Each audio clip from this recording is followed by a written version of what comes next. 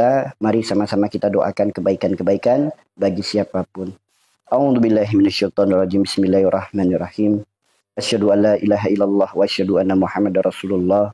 Allahumma sholli ala sayyidina Muhammad wa ala ali sayyidina Muhammad. Ya Allah, ya Rahman, ya Rahim, ya Karim. Demi kebesaran nama, agama serta kekuasaan-Mu ya Allah. Engkaulah Rabb yang Maha mendengar, yang Maha melihat, yang Maha mengetahui. Engkau pula Rabb yang Maha mengabulkan setiap doa. Kami memohon kepadamu ya Allah. Doa kami kepada seluruh hamba-hambamu yang kau hadirkan di room ini. Doa kami pula kepada seluruh keluarga kami, kerabat kami, saudara kami, teman-teman kami, sahabat-sahabat kami, tetangga-tetangga kami, jamaah-jamaah kami, kaum muslimin, kaum muslimat pada umumnya ya Allah. Kami memohon kepadamu ya Allah. Engkaulah Rabb yang Maha menggenggam jiwa mereka semua. Kami hanya bisa mendoakannya ya Allah. Kami memohon kepadamu, jadikan doa kami doa anak yang solih dan solihah ya Allah. Jadikan doa ini menjadikan asbab ya Allah. Kebaikan, keberkahan untuk semuanya ya Allah. Dan kami mohon, bila mana ada di antara kami yang saat ini sedang sakit, kami mohon ya Allah, kuatkanlah kesabarannya ya Allah. Jadikanlah sakitnya sebagai penggugur segala dosa-dosanya ya Allah. Jadikan pula kesabarannya menjadikan asbab engkau ridho untuk mengkaruniakan sembuh. Dengan sembuh yang berkah, sembuh yang diiringi dengan keimanan dan ketaatan kepadamu ya Allah. Sembuh yang tidak menyisakan sakit lagi. Sembuh yang menjadikan sifatnya makin baik lagi, perilakunya, perbuatannya semakin baik lagi, dan sembuh yang melahirkan ketaatan kepadamu ya Allah. Ya Allah, ya Rahman, ya Rahim, ya Karim. Kami mohon kepadamu, sempurnakanlah kembali sel-sel tulangnya, sendi-sendinya, syaraf-syarafnya, seluruh organ dalam tubuhnya. Sempurnakan pula jiwa, akal, hati, dan ruhnya. Sehingga engkau karuniakan sehat, engkau karuniakan sembuh, zahiran wa batinan. Sehat lahirnya, sehat batinnya, sehat jasmaninya, sehat pula rohaninya ya Allah. Ya Allah, ya Rahman, ya Rahim, ya Karim. Kami memohon pula kepadamu, doa kami ya Allah. Bagi siapapun yang saat ini sedang kau uji dengan masalah yang terus datang silih berganti, cobaan hidup yang terus bertubi-tubi, kami memohon kepadamu ya Allah. Kuatkanlah kami, kuatkan kesabaran kami dalam menjalani setiap catatan takdir yang kau tuliskan ya Allah. Bimbinglah hati kami, lembutkan hati kami, lapangkan dada kami, dan jadikan kami hamba-hambamu yang pandai dalam bersyukur dalam keadaan apapun ya Allah. Bimbing kami, istiqomahkan kami untuk senantiasa bertawakal kepadamu ya Allah. Dan kami mohon, jadikan jalan tawakal kami ini, jadikan asbab engkau berikan kemudahan dari segala kesulitan kami. Engkau karuniakan kelapangan dari setiap kesempitan kami. Engkau berikan kebahagiaan dari segala kesedihan kami. Engkau berikan jalan keluar terbaik dari setiap permasalahan hidup kami. Dan kami mohon kepadamu ya Allah. Bukalah segala pintu rizkimu, segala pintu pertolonganmu, segala pintu kemudahanmu. Bagi siapapun yang saat ini sedang kesulitan dalam ekonominya. Bagi siapapun yang saat ini sedang kesulitan untuk melunasi hutang-hutangnya. Kami mohon kepadamu ya Allah. Bila mana di antara kami ada yang masih terjebak dengan perkara riba, kami mohon ya Allah lembutkanlah hatinya. Karuniakanlah hidayah dalam hatinya untuk segera bertaubat dari perkara riba ya Allah. Ya Allah, ya Rahman, ya Rahim, ya Karim. Kami mohon kepadamu ya Allah. Doa kami pula bagi siapapun yang saat ini sedang kesulitan, yang belum mendapatkan pekerjaan, yang ingin meraih cita-citanya, yang ingin mewujudkan hajatnya. Kami mohon kepadamu ya Allah. Bimbinglah semuanya untuk senantiasa bertawakal kepadamu. Dan jadikan jalan tawakalnya menjadikan asbab engkau bimbing langkah kakinya untuk bisa masuk di tempat kerja yang baik, lingkungan kerja yang baik, teman kerja yang baik, penghasilan yang terbaik. Jadikan ya Allah di tempat kerjanya yang baik menjadikan asbab ibadahnya menjadi semakin baik, sodakohnya menjadi semakin baik, syukurnya pun menjadi semakin baik. Yang saat ini sedang kau uji dengan masalah rumah tangga, kami mohon kepadamu ya Allah. Rukunkan, damaikan ya Allah. Lembutkanlah hati suaminya, lembutkan hati istrinya. Jadikan rumah tangganya rumah tangga yang sakinah, mawadah, dan warohmah ya Allah. Kami mohon jadikan para suami, engkau jadikan suami yang baik, suami yang soleh, suami yang jujur, suami yang setia, suami yang amanah, suami yang bisa membimbing istri dan anak-anaknya menuju ketaatan kepadamu ya Allah.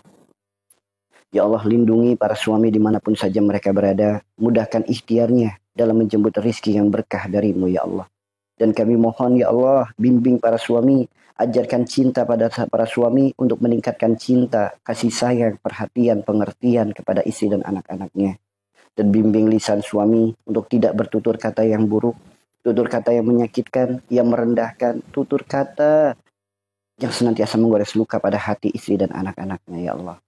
Ya Allah, kami mohon pula kepadamu, jadikanlah para istri engkau jadikan istri yang solihah, istri yang lemah lembut tutur kata dan perbuatannya, istri yang sabar, taat dan patuh kepada suaminya ya Allah. Jadikan kesabaran para istri, menjadikan asbab, engkau jadikan surga di rumahnya ya Allah. Ya Allah, doa kami kepada seluruh para istri, seluruh para ibu, seluruh para perempuan, para pejuang keluarga. Kami mohon kepadamu ya Allah. Jadikan setiap pekerjaannya, setiap lelahnya ya Allah. Kami mohon ya Allah, jadikanlah pahala terbaik untuk dirinya yang kelak mendapatkan balasan baik darimu, yaitu surga terindah di sisimu ya Allah. Ya Allah, kami memohon pula kepadamu ya Allah, yang saat ini sedang berikhtiar untuk perkara jodoh, baik yang sedang mencari jodohnya, menanti jodohnya, menunggu jodohnya, kami mohon kepadamu ya Allah. Bimbinglah dirinya untuk terus istiqomah dalam menata hatinya. Ya Allah, bimbing pula dirinya untuk terus istiqomah dalam kebaikan, istiqomah dalam mendalami ilmu agama. Jadikan jalan istiqomahnya menjadikan asbab. Engkau pertemukan dengan orang yang terbaik, jodoh yang terbaik, yang mau melangkah bersama menuju ketaatan, menuju keselamatan, menuju kebahagiaan, menuju surgamu, menuju cinta dan ridho darimu ya Allah. Ya Allah, doa kami pula ya Allah. Jadikanlah anak keturunan kami, anak-anak yang solih dan solihah ya Allah. Anak-anak yang alim, anak-anak ahlul Quran, anak-anak yang senantiasa taat dan patuh kepadamu ya Allah. Dan kami mohon ya Allah, jadikan ya Allah bagian dari anak keturunan kami, menjadikan pemimpin-pemimpin yang baik, pemimpin-pemimpin yang adil, yang soleh, yang amanah, yang bijaksana, yang kelak menjadi manfaat, kebaikan, keberkahan untuk umat ya Allah. Ya Allah, kami memohon pula kepadamu, bagi siapapun yang saat ini sedang berikhtiar untuk perkara anak, untuk perkara keturunan, baik mereka yang sedang menanti keturunan, mereka yang sedang berikhtiar, sedang berjuang untuk bisa memiliki keturunan, kami mohon ya Allah, kuatkanlah kesabaran istrinya, kuatkan pula kesabaran suaminya ya Allah. Jadikan jalan kesabarannya menjadikan asbab kesuburan bagi keduanya ya Allah. Dan jadikan jalan kesuburan ini ya Allah, kami mohon karuniakan keturunan yang solih dan solihah, anak-anak yang alim, anak-anak ahlul Quran, yang kelak bisa mengangkat derajat orang tuanya, yang bisa mengenakan mahkota di surgamu ya Allah. Ya Allah, doa kami pula bagi siapapun yang saat ini sedang berkafarot, apapun kafarotnya, kami mohon ya Allah, ridhoi kafarot kami bersama ya Allah. Terimalah kafarot kami bersama ya Allah. Jadikan jalan kafarot kami ini menjadikan asbab engkau ridho ya Allah, menggugurkan segala dosa janji dan sumpah-sumpah kami, memutuskan segala keburukan yang ada, keburukan dari janji, keburukan dari sumpah, keburukan dari ucapan, baik yang kami lakukan, orang tua kami lakukan, leluhur kami lakukan, maupun sumpah serapah orang lain yang disumpahkan untuk diri kita, diri kami. Kami mohon ya Allah, jadikan kafarat ini sebagai jalan keselamatan kebahagiaan dunia dan akhirat kami. Sebagai jalan keselamatan kebahagiaan dunia dan akhirat kami. Sebagai jalan kau limpahkan kebaikan keberkahan untuk kehidupan dan penghidupan kami. Ya Allah, kami mohon kepadamu, bimbing kami ya Allah. Jadikan kesibukan kami hari ini, aktivitas kami hari ini, engkau sibukkan kami dalam ketaatan. Engkau sibukkan kami dalam kebaikan. Jadikan setiap kebaikan-kebaikan yang kami lakukan menjadi akhiran yang baik untuk diri kami, yaitu akhir yang husnul khatimah. Maka kami mohon kepadamu ya Allah, ciptakanlah amal-amal yang baik untuk kami, amal sebagai bekal, keselamatan, kebahagiaan, dunia dan akhirat kami. Ya Allah, kami mohon kepadamu, cukupkanlah hati kami dengan kebahagiaan, bahagia dalam beribadah kepadamu. Cukupkanlah hati kami dengan ketenangan, ketenangan dalam berzikir kepadamu, bersolawat kepada kekasihmu ya Allah. Ya Allah, ya Rahman, ya Rahim, ya Karim, kami mohon kepadamu ya Allah, cukupilah kami dari rizkimu yang halal, jauhkan kami dari rizki yang haram. Karuniakanlah kepada kami kelapangan dada, hati yang lapang, hati yang bijak, dan karuniakan pula kepada kami ya Allah mata yang indah untuk bisa melihat keindahan dari setiap catatan takdir yang kau tuliskan ya Allah. Bimbinglah kami dalam kebaikan, bimbinglah kami dalam keistiqomahan, kuatkan kami, kuatkan kesabaran kami, bimbinglah kami agar menjadi hamba-hambamu yang pandai dalam bersyukur. Ya Allah, inilah permohonan kami, inilah permintaan kami. Ampuni kami bila mana doa-doa kami melampaui batas, ya Allah. Engkaulah tujuan kami, ridhomu adalah harapan kami, cintamu adalah dambaan kami. Allahumma inni as'aluka bi anni as'adu annaka antallah, la ilaha illa anta. Antal ahadus somad, lam yalid walam yulad walam yakulahu kufuwan ahad. Ilahi anta maksudi, wa ridho kamat lubiyatini mahabbataka wa marifataka ala hadiniyah wa kuliniyatin salihah al-fatihah. Alhamdulillah. Iya.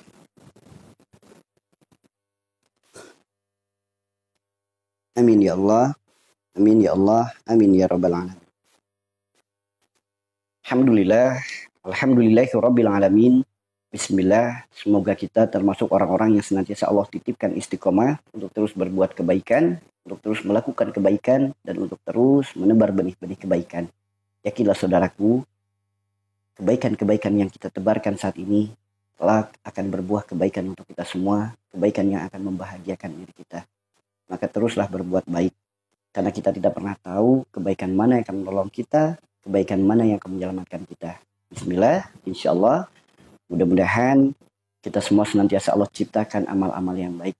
Allah hidupkan kita hidup dengan penuh amal-amal baik. Allah titipkan harta, jadikan harta perantara kebaikan. Allah titipkan sehat, jadikan sehat yang bermanfaat. Allah titipkan waktu, jadikan waktu yang bermanfaat. Allah titipkan apapun sebagai manfaat bagi semuanya. Bismillah. Semoga kita semua diistiqomahkan. Saudaraku semua yang dirahmati Allah, para pecinta, para perindu Rasulullah, para pencari cintanya Allah, mari saya juga akan mengajak kebaikan-kebaikan bagi siapapun dengan cara, ayo tebarkan kebaikan-kebaikan ini untuk saudara kita, untuk keluarga kita, untuk kerabat kita. Karena kita tidak pernah tahu, boleh jadi di luar sana ada orang-orang yang sedang putus asa dengan penyakitnya, dengan masalahnya. Bismillah, semoga adanya room ini jadi asbab jalan hidayah untuk banyak orang. Maka ayo kita awali pagi kita dengan sama-sama kita tebarkan benih-benih kebaikan dengan wujud nyata, yaitu dengan kita bagikan, kita share sebanyak-banyaknya agar semakin banyak yang mendapatkan kemanfaatannya. Bagi teman-teman yang merasa room ini senantiasa bermanfaat, jangan lupa disupport dakwahnya dengan tab-tabnya. Bismillah, yuk kita mulai materi kita pada pagi hari ini dengan pembahasan sebagaimana biasa. Room kita, majelis kita adalah majelis yang berdakwah lewat jalan pengobatan, lewat jalan pertolongan yang bersumber dari Al-Quran dan Sunnah, yang insya Allah menjadi jalan keselamatan kebahagiaan dunia akhirat kita. Mari sama-sama kita jemput dengan sembuh yang berkah, sembuh yang diiringi dengan keimanan dan ketaatan kepada Allah. Bismillah, yang insya Allah sembuh yang tidak menyisakan sakit lagi, sembuh yang menjadikan ibadahnya semakin baik lagi, sembuh yang menjadikan sifat perilaku perbuatan kita semakin baik lagi, dan sembuh yang senantiasa merubah diri kita menuju kehidupan yang lebih baik lagi. Maka ayo, orang yang baik akidahnya pasti akan indah perilakunya. Orang yang baik akidahnya pasti akan baik perilakunya. Karena banyak orang yang ketika sedang sakit justru akidahnya goyah. Orang ketika sedang sakit justru akidahnya jauh dari tuntunan agama. Karena tidak sedikit orang ketika sakit itu mudah sekali terkena yang namanya fitnah Dajjal laknatullah alaih. Karena fitnahnya Dajjal bagi orang sakit mampu menyembuhkan penyakit. Tangan kanan dan tangan kirinya mengeluarkan air dan api. Begitulah yang Rasulullah sabdakan. Jadi orang sakit itu ketika melihat ada orang yang seakan-akan sakti, dia langsung, pokoknya saya harus ketemu dia. Saya pasti sembuh kalau ketemu dengan dia. Melihat viti-viti, melihat video-video orang sedang terapi, orang sedang melakukan pengobatan dengan testimoni-testimoni yang baik, langsung termindset, saya harus ketemu dia. Nah, ini ciri-ciri orang yang terkena fitnah Dajjal. Orangnya yang sedang terapi nggak salah. Karena dia sedang mensiarkan jalan sembuh. Baik terapi apapun, alternatif apapun, silakan. Namun ketika tiba-tiba kita melihat orang tersebut, kita langsung memiliki keyakinan lewat perantara orang itu saya sembuh. Nah, ini orang yang sudah terkena fitnah Dajjal. Nah, kenapa dia bermindset seperti itu? Karena dia melihat seakan-akan sakti tangannya. Sekali nyentuh orangnya kesakitan. Sekali nyentuh makhluk di dalamnya teriak-teriak. Sekali nyentuh orangnya jengkelitan. Itu teman-teman. Banyak gak zaman sekarang yang seperti itu? Banyak. Banyak gak zaman sekarang yang seperti itu? Banyak sekali teman-teman. Nah, kita harus bisa memahami. Segala apapun firman Allah, segala apapun sabda Rasulullah, kita harus bisa membawanya di zaman kita. membawanya di zaman kita. Sehingga apa yang difirmankan oleh Allah, yang disabdakan oleh Rasulullah tidak menjadi bayang-bayang. Seakan-akan itu kisah, seakan-akan itu dongeng. Bukan. Justru itulah kenyataan pada diri kita saat ini. Kenyataan pada diri kita saat ini. Maka kita harus hati-hati. Orang akidahnya benar, pasti perilakunya benar. Orang akidahnya benar, pasti kehidupannya bahagia. Inilah pentingnya akidah dan akhlak. Orang ketika dalam keadaan sakit, akidah digoyahkan, hidupnya akan semakin sulit. Akan semakin sulit. Akan semakin sulit. Padahal dalam kitab Thariqus Syifa, sembuh itu mudah. Sembuh itu murah. Sembuh itu gratis. Namun kalau orang akidahnya udah rusak, dia yang dia pegang itu apa? Pokoknya obat kalau mahal bagus. Terapi kalau jauh pasti bagus. Ke rumah sakit yang mewah pasti bagus. Nah, ini dia menganggap dengan obat dia sembuh. Dia menganggap dengan terapi dia sembuh. Dengan dia keluar kota, keluar negeri dia sembuh. Nah, ini orang yang sudah mulai goyah akidahnya. Tanpa disadari meyakini sesuatu melebihi yakinnya kepada Allah. Ini teman-teman. Ya, tanpa disadari meyakini sesuatu melebihi yakinnya kepada Allah. Ini teman-teman. Makanya ayo jangan sampai sakit kita justru membuat goyah akidah kita. Jangan sampai sakitnya kita iman tergadaikan. Demi apa? Demi iming-iming sembuh dari sesuatu yang tidak bisa menyembuhkan penyakit. Karena apa? Allah sendiri yang berfirman, wa idam maritu fahuwa yasfin. Sembuh itu milik Allah. Insyaallah barakallahu fiik. Sembuh itu milik Allah.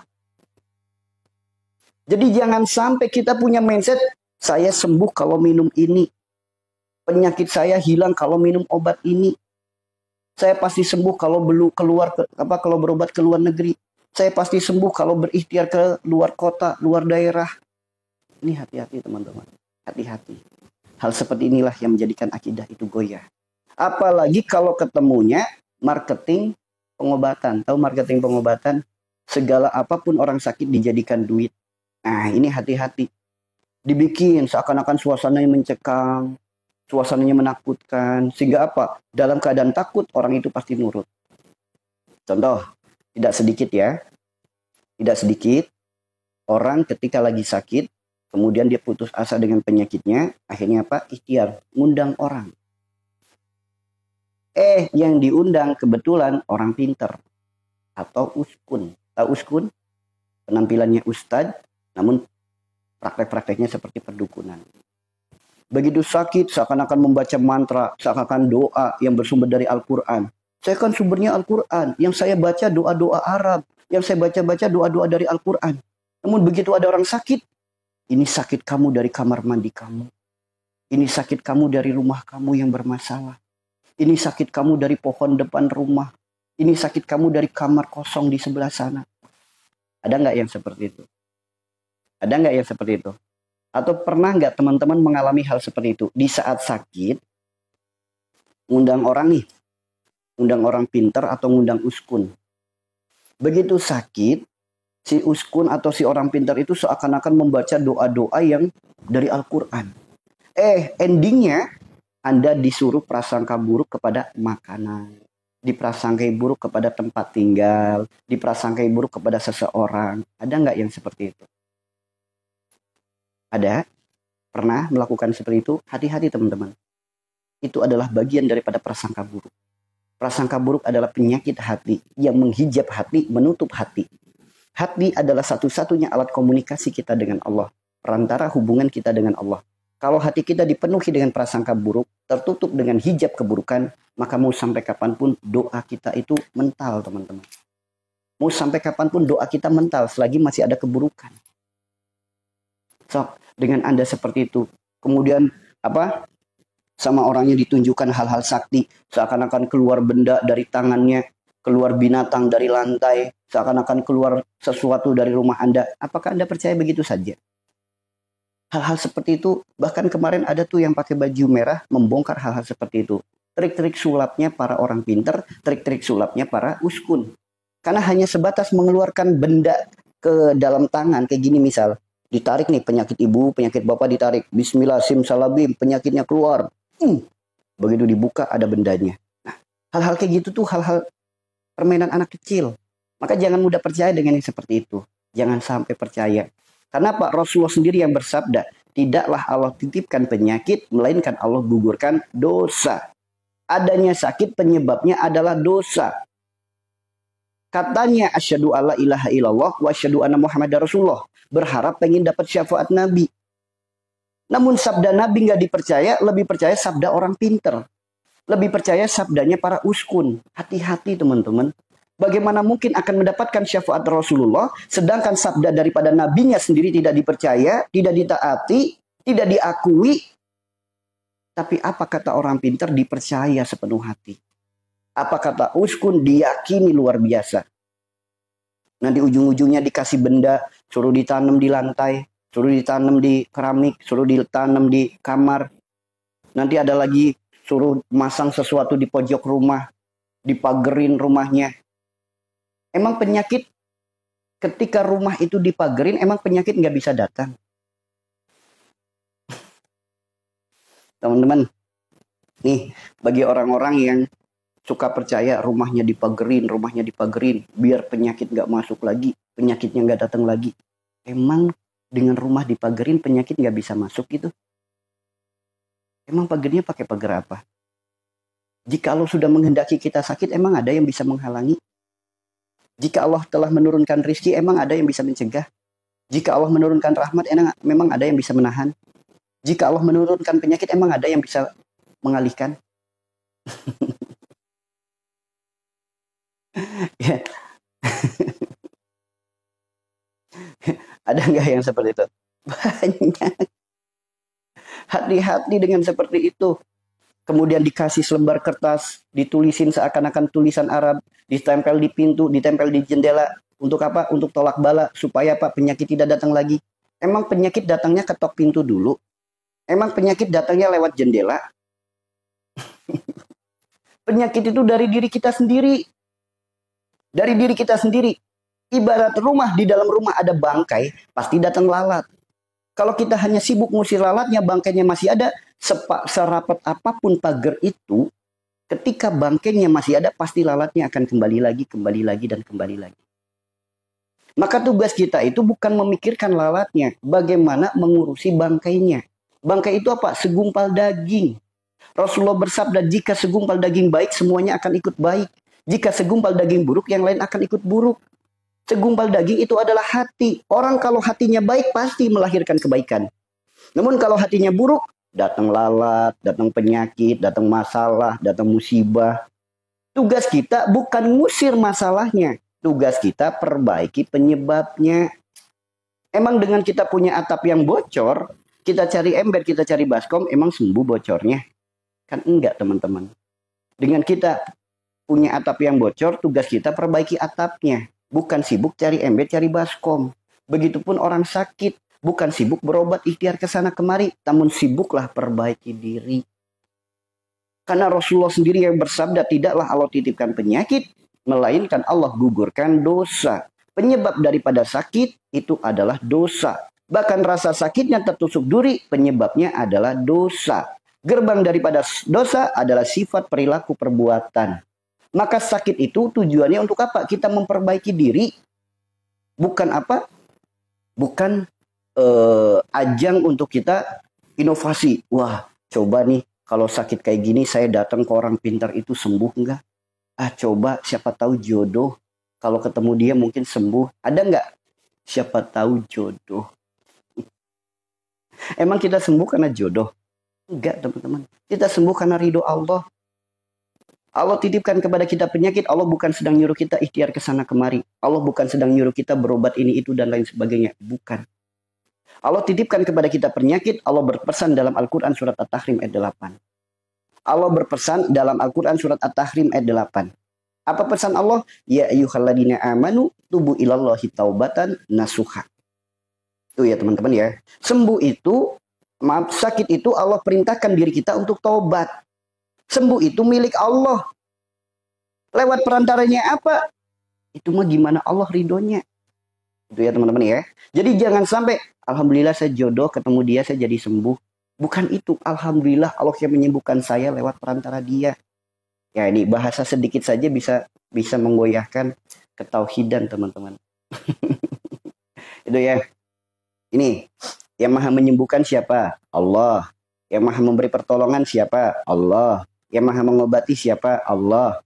Allah di mana? Allah berfirman, aku dekat, sedekat urat nadimu. Kenapa ada Allah yang maha segala-galanya tidak didekati? Justru malah sibuk mencari yang jauh. Berobat ke sana kemari. Beli obat ini, obat itu, dan lain sebagainya. Padahal ada yang maha segala-galanya, yang maha dekat. Kenapa nggak didekati? Coba kita dekati Allah dulu. Kita dekati Allah dulu. Dekati Allah itu dengan apa? Dengan kesadaran. Apa kesadaran kita? Kita adalah seorang hamba yang banyak dosa. Sok coba renungkan. Sekarang kita duduk, pejamkan matanya. Pejamkan matanya. Coba ingat-ingat dosa-dosa yang pernah kita lakukan, kesalahan yang pernah kita lakukan. Coba teman-teman ingat. Sekarang, coba teman-teman ingat lagi kebaikan-kebaikan yang pernah dilakukan. Ketaatan yang pernah dilakukan. Sekarang saya tanya, banyak amal baiknya apa banyak dosanya? Sok. Banyak amal baiknya apa banyak dosanya? Sok. Selama ini kita hidup di dunia ini, banyak amal baiknya apa banyak dosanya? Makanya kita harus sadar, kita adalah manusia yang penuh dengan dosa. Maka ketika ingin menghadap kepada Rabb yang Maha Suci, maka datanglah dengan penuh kesadaran. Banyak dosa. Maka mohon ampun kepada Allah. Bertobat kepada Allah. Berjanji untuk tidak mengulangi lagi. Baru kita bermunajat, ya Allah, Engkaulah Rabb yang Maha menyembuhkan. Hamba mohon, ya Allah, bimbinglah langkah kaki hamba untuk mendapatkan sembuh yang berkah, sembuh yang kau ridhoi, sembuh yang kau rahmati, sembuh yang melahirkan ketaatan hamba kepadamu.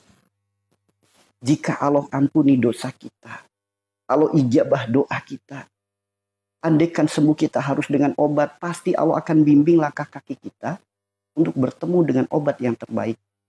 Andaikan lewat dokter, lewat rumah sakit, lewat ustadz, lewat kiai, lewat herbal, lewat terapi, lewat apapun, pasti Allah akan bimbing langkah kaki kita untuk berjumpa dengan jalan sembuh kita. Karena jika Allah sudah ikut andil, tidak ada yang mustahil. Jika Allah sudah menghendaki sembuh, satu butir nasi bisa jadi perantara sembuh. Jika Allah sudah menghendaki kita sembuh, seteguk air putih saja bisa jadi perantara sembuh. Menciptakan langit tanpa tiang saja Allah mampu, apalagi hanya sebatas menyembuhkan penyakit kita. Mudah bagi Allah.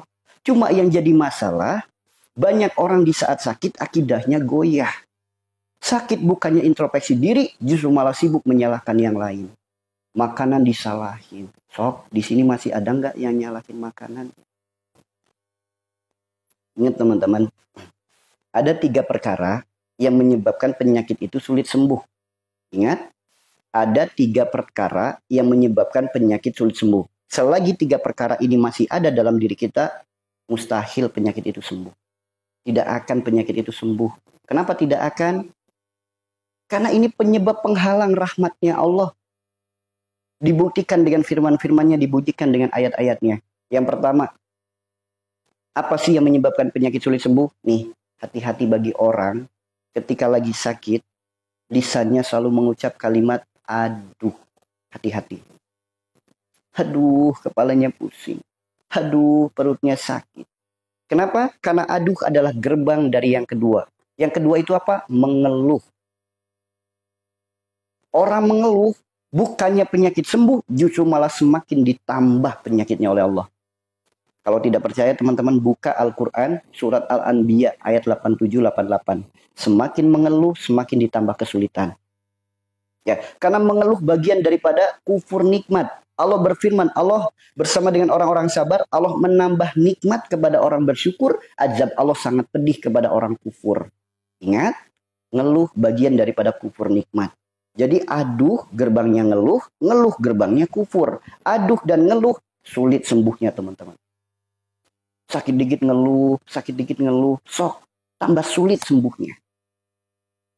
Ngeluh terus dengan penyakitnya, tambah sulit sembuhnya. Bahkan Rasulullah bersabda, jika engkau mendengar rintihan keledai, tutuplah telingamu. Jika engkau mendengar suara ayam berkokok, perbanyaklah doamu. Rintihan keledai itu apa? Keledai adalah simbol daripada kebodohan. Rintihan adalah keluh kesah. Orang mengeluh, bahkan kita mendengar orang mengeluh saja suruh tutup telinga sama Rasulullah.